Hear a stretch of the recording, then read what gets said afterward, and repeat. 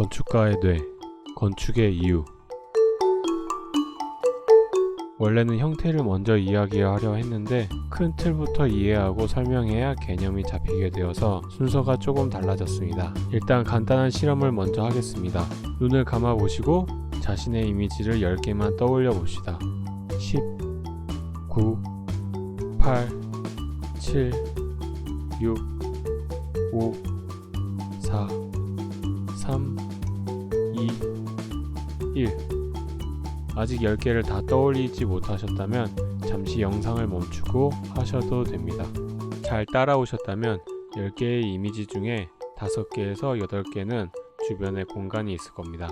쉽게 설명하자면 우리 뇌는 자신의 신체뿐만 아니라 주변의 공간까지 자아로 받아들입니다.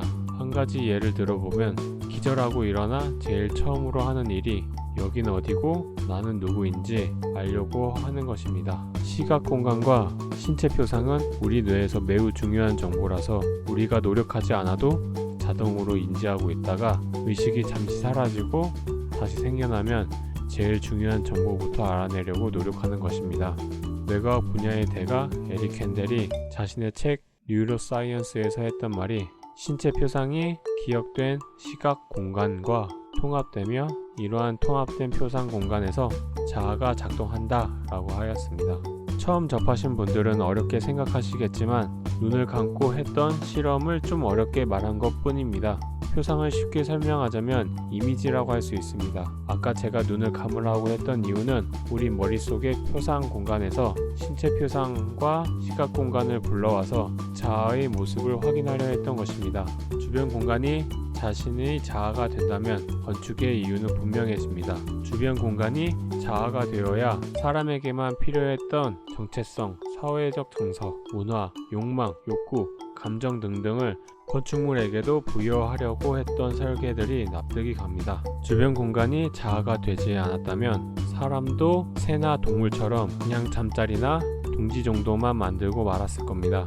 간단하게 메커니즘을 살펴보자면 연합감각 피질과 해마가 연결되어서 우리가 경험하는 사건들의 기억을 회상하면서 정체성이 생겨납니다. 매 순간 자동으로 일화 기억을 인출하면서 우리의 자아가 만들어지는 것입니다. 에릭 캔델이 말한 표상 공간은 그림의 19번 영역으로 보이며 여기서 신체적 표상과 시각 공간이 통합되며 자아가 만들어집니다. 여담이지만 꿈을 꿀 때는 19번 영역이 활성화되는데 이때 언어적 사고를 하는 것이 아닌 시각적 사고를 하게 됩니다. 좀 더 복잡한 자아도 존재하는데 각각의 시각, 청각, 체감각의 연합 영역은 내측 점두엽 피질과 연결되어 있어서 복잡한 자아를 만들어냅니다. 내측 전전두엽과 안화 전전두엽에서 일화 기억을 판단하고 감정을 입혀서 사회적 정서를 만들어내고 사회적 자아와 의미 기억을 생성합니다. 인간의 건축이 복잡한 이유는 여기에 있는데 건축에도 사회적 정서가 적용되면서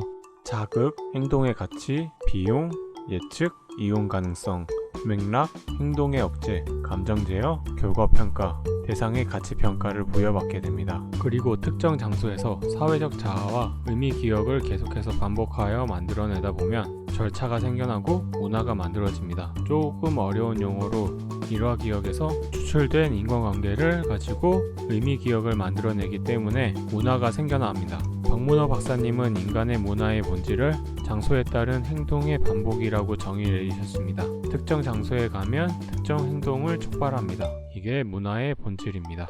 조금만 잘 살펴보면 도시나 건물을 구획할 때 욕구별로 구획하는 성향이 있는데 상업시설, 주거시설, 근린시설, 주방, 부엌, 작업실, 침실 등등 이는 장소에 결합한 행동이 사건 기억을 구성하기 때문입니다.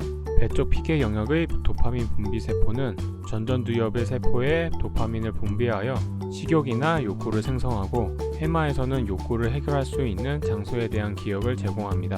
이때 장소가 여러 곳으로 분산되어 있으면 이동 순서를 순차적으로 연결하여서 행동 순서를 결정하게 되고 전전두엽과 배 쪽 피계 영역에서 보상의 쾌감에 따라 행동하게 됩니다.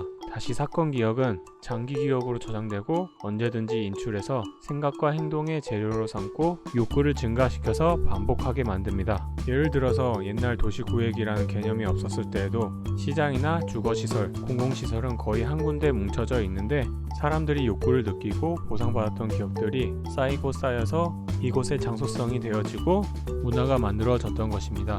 건물 안에서도 주방, 침실, 마당, 거실 등등 시를 구획하는 이유도 특정 장소가 특정 행동을 유발하기 때문에 욕구별로 구획을 하게 되면 보다 쉽고 빠르게 보상을 받게 되는 것입니다. 결론적으로 자아 실현의 욕구의 결과물이라고 생각됩니다. 특정 장소에 가면 행복, 놀람, 공포 등등 정서적인 반응이 일어나기도 하고 향수병이라고 해서 고향을 그리워하기도 하는데 이는 펜도체와 해마가 연결되어 있어서 정서적인 기억을 저장하며 어떤 사건의 기억은 해마에서 잠시 저장되었다가 베네피질로 이동해서 장기 기억으로 되고 다시 펜도체에서 장기 기억을 가지고 사건에 대한 내용은 분리된 채 감정만 따로 저장시킵니다. 그래서 사건의 구체적인 내용은 다 잊어버리더라도 장소에 대한 감정은 오래 지속됩니다. 정서적 감정을 만들어주는 장소나 건축물을 보면 언제나 그곳에 사람들이 많이 모이게 되고 역사적 건물과 장소가 되기도 합니다. 인간의 자아의 범위가 워낙 넓어서 주변 공간을 포함하기도 하고 여러 복잡한 이유들로 인해서 자아가 정체성, 사회적 정서, 문화, 욕망, 욕구, 감정 등등을 실현하기 위해 건물을 만들어 왔던 것이라고 생각됩니다. 유익하셨다면 구독과 좋아요, 알림 설정까지 부탁드립니다. 다음 시간에는 전두엽이 건물의 형태를 만드는 좀 더 구체적인 메커니즘을 살펴보겠습니다.